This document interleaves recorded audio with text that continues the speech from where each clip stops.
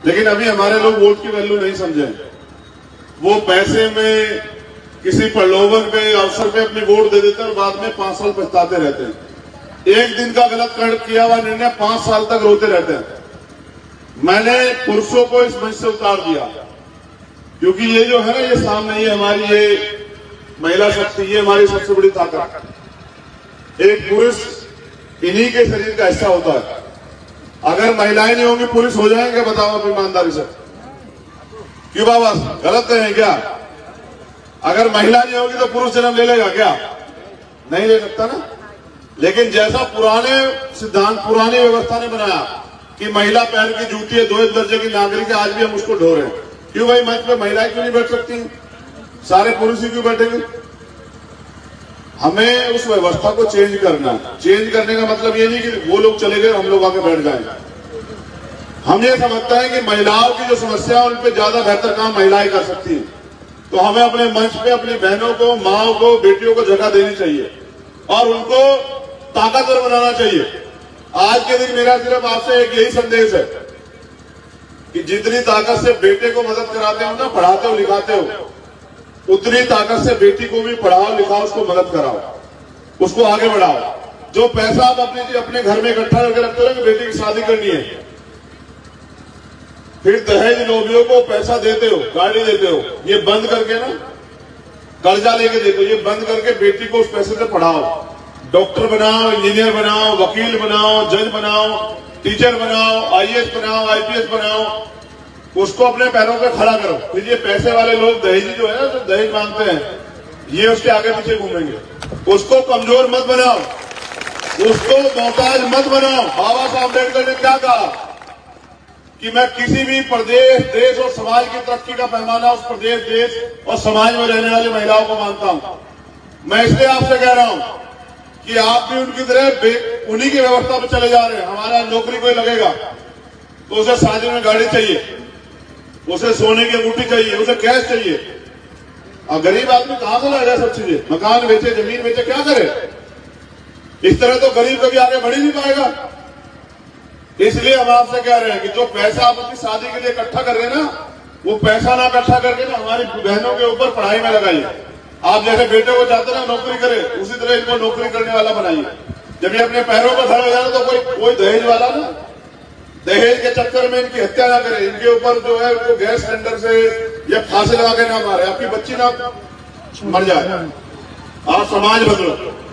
हमारी लड़ाई सत्ता परिवर्तन की नहीं थी, व्यवस्था परिवर्तन की थी, जिसमें आज भी जाति धर्म की वजह से हम लोग गुलाम बने हुए हैं और हमारा शोषण होता है। मैं आपसे हाथ जोड़ के अपील करता हूं, दूसरों जैसे मत बनिए, अपने महापुरुषों के जो विचार हैं उन पर आगे बढ़िए। बाबा साहब अम्बेडकर हमारे अपने जीवन में अथक प्रयास किए कि हमारे जीवन में बदलाव हो जाए। उनके 4 बच्चे कुर्बान हुए। क्या वो अपने बच्चों के लिए लड़ रहे थे? बताओ आप सब लोग, क्या बाबा साहब अपने बच्चों के लिए लड़ रहे थे? उन्होंने, उनकी पत्नी ने, जब उनका बेटा राजरत्न बना हुआ पड़ा तो उनसे कहा कि आप तो कहते थे बाबा साहब अम्बेडकर राजरत्न राज करेगा, ये तो मर गया है, इसका अंतिम संस्कार होगा। बाबा साहब कहे कि मुझे गोलमेज कॉन्फ्रेंस जाना है, एक बेटे की चिंता करूंगा तो आने वाली पीढ़ियों के करोड़ों बेटे जो हैं देश में गुलाम बन जाएंगे। मैं इसकी तरफ नहीं देखना चाहता। आपने क्या बाबा साहब के मिशन को आगे बढ़ाने में आपने क्या योगदान दिया भाई? मैं तो अपने नौजवान साथियों को भी कह रहा हूं, अगर आपकी जेब में पैसा आ गया तो समाज थोड़े बदल गया भाई। क्या जब जो लोग ताकतवर हो गए वो समाज का हाथ क्यों नहीं पकड़ना चाहते? वो क्यों एक गरीब परिवार को मदद नहीं करना चाहते? ये कौन सी क्या बदलाव हुआ है हमारे वर्ग में? हम भी तो सावंती हो गए।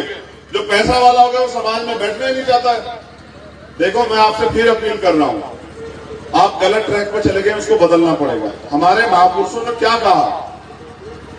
समता मूलक समाज बनाना। कैसे बनेगा? कमजोर और ताकतवर में कभी समझौते नहीं होते। पहले आप ताकतवर बने, अपने आप को खड़ा करें, मजबूत बनाएं। और मैं नौजवानों से अपील करूंगा भाई, एजुकेशन एक रास्ता है, बस खूब अच्छे से पढ़ाई करो, काबिलियत पैदा करो अपने अंदर, और उस काबिलियत के दम पे आगे आओ और अपना इतिहास खुद लिखो। किसी के आगे हाथ मत फैलाओ, मोहताज मत बनो, अपनी ताकत बनाओ और अपनी ताकत के दम पे परिवर्तन करो। और मेरा चैलेंज है, मैं गरीब परिवार से आता हूं, आरक्षण व्यवस्था की वजह से मेरे पिताजी नौकरी लगे, मेरे पिताजी नौकरी लगे तो हम परिवार में 6 बहन भाई हैं, 3 बहनें 3 भाई।